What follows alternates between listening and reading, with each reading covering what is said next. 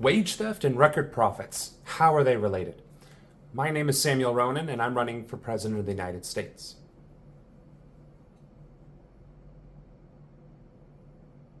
Wage theft and record profits, how are they related? My name is Samuel Ronan, and I hope to be your president one day. So let's talk about record profits, first of all. What is a profit and how are they records, right?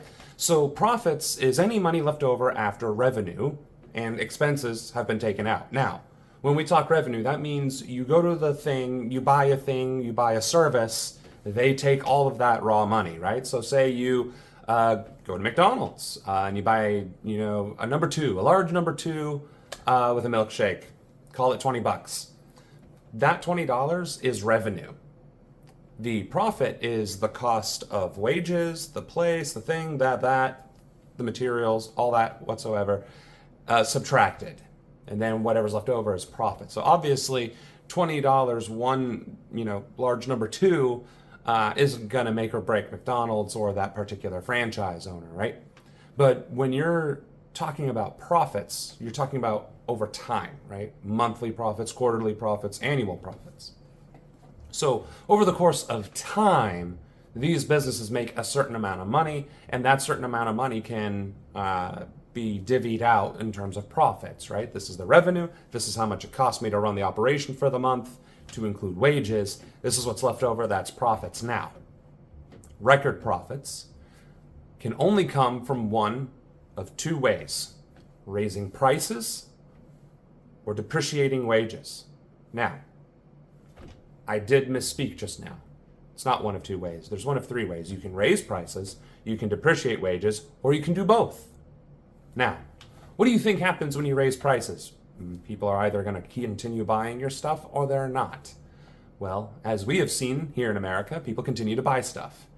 So the next thing is, well, we can just keep wages stagnant or we can lower wages.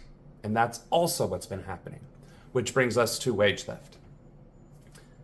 For the past century, productivity has been increasing exponentially on a very steady curve, right? Just constant progress because of technology, because of better ways of doing things, right?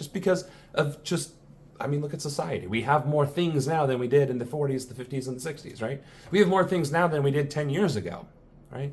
Technology advances, society advances, and we as people, as a society, become more productive. So our productivity has gone through the roof. Our wages have remained stagnant, but the time that we must commit has also remained the same, if not increased, because cost of living goes up and we need more money, so we have to work longer hours, You see where I'm going with this. Wage theft is literally the theft of our time and our extraneous labor and the extraneous profitability that we are making through our productivity. If we were getting paid $7.50 30 years ago and now we are that much more productive with the tools, the resources, the training, the technology, why are we still only getting paid $7.50? If we're 10 times more productive, shouldn't we be getting paid 10 times more? Well, that's the point. We were. Up until the Reagan administration, when the tax balance was skewed from the 70% tax rate that was against the wealthy and corporations, that was dropped to 28%, and then for the first time in history, the Social Security was taxed, and that tax burden then fell on our shoulders, and from there, trickle-down economics has been crushing us.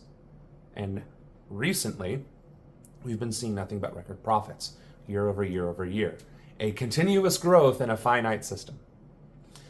And that is only possible because our excess labor, our excess profitability and productivity is being kept from us, being withheld and put into their pockets. And that is unacceptable.